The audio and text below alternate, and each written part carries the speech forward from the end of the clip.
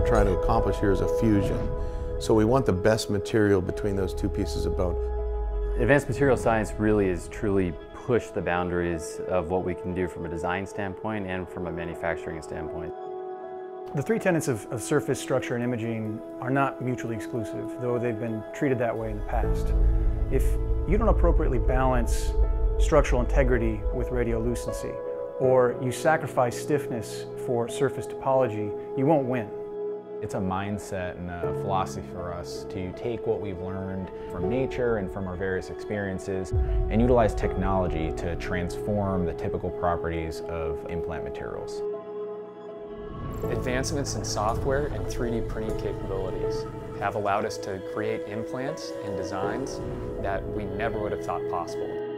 I think one of the huge mistakes that a lot of spine implant companies are making right now, they took their peak designs and made them out of titanium, and we're talking about a completely different material. What we were setting out to do was figuring out a way to go beyond the implant just being a structural element inside the intervertebral space to now being able to contribute to active healing. Porosity is very essential. We've shown in our preclinical animal models that porosity really drives bone ingrowth. It has the highest integration strength with the bone compared to non-porous traditional implants.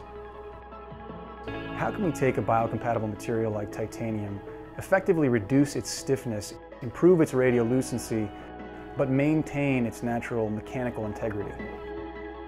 It all comes down to the implant optimization process. When you look at the Modulus implant, each strut, each detail on that implant has been optimized. We've finally gotten to the point now with Modulus where we've, again, solved all those problems that regular titanium has. One of the things that I really like about this a lot is that lattice structure.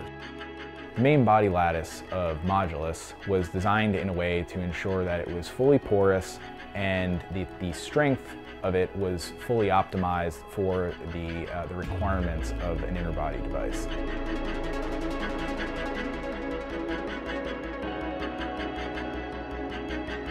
Clinically, I think our fusion rates are going to be great. I think our subsidence rate is going to be very low. And when we image, we're going to be able to see, and I've got lots of CT scans and MRI scans, and you can see around this cage very nicely because the total volume of titanium is very, very low.